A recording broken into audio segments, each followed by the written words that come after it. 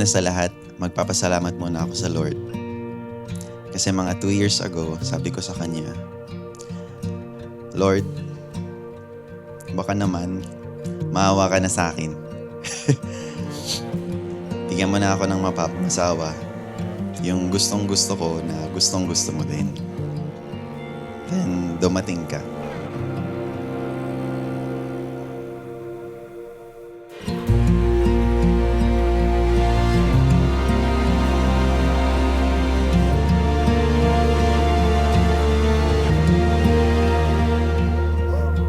Ano, tumulong na yung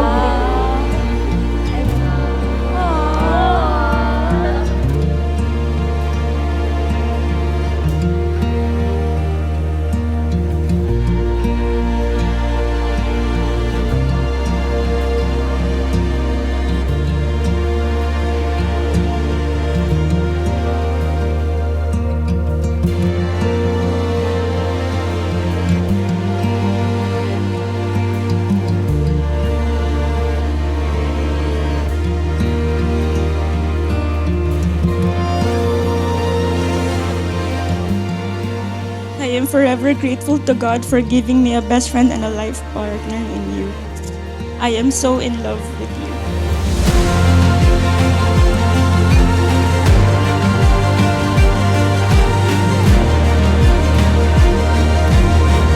Sobrang nagustuhan ko yung pagkatao mo. Fit na fit siya sa nakalagay sa Bible na characteristics ng asawang babae. Sabi doon, gentle, peaceful, hindi palaging naghahanap ng away, respectful, submissive, matalino, maaasahan. At syempre, mahal si Lord. Ang daling gawin ng verse na love is patient, love is kind, it keeps no records of wrongs. Kasi na-overcome ng pagmamahal at ng imperfections. Hello, can you hear me where you are? I search for ways to call to you. I wish I knew.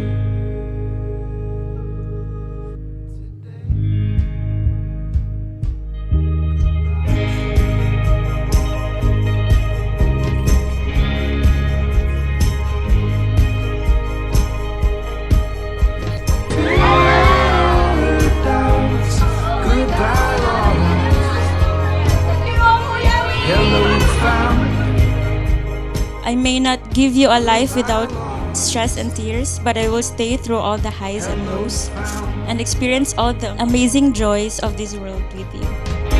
No matter how I frame this picture, no matter how I change the lights, I'd rather have you right here closer.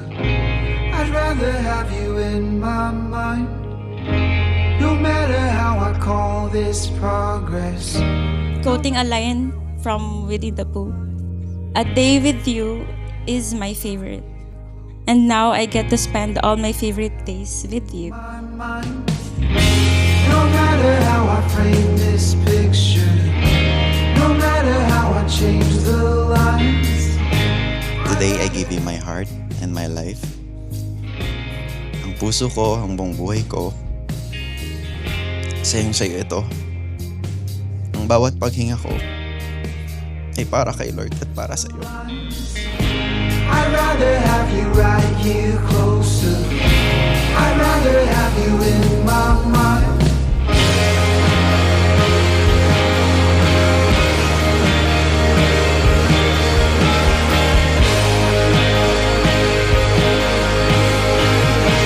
I'd rather have you right here closer. I'd rather have you right here closer. I'd rather have you right here closer. I'd rather have you right here closer. I'd rather have you right here closer.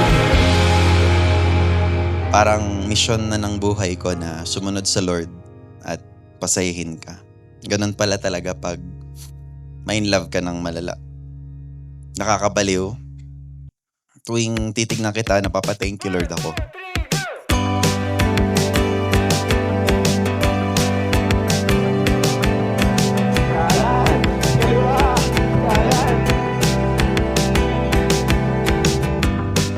Aminin sa'kin ang iyong mga hangarin.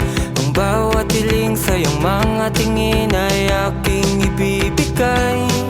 Patatawanin, di pa luluhain. Ang aking panalangin ay laging manatili ka lang. Isisigaw kita sa buong mundo.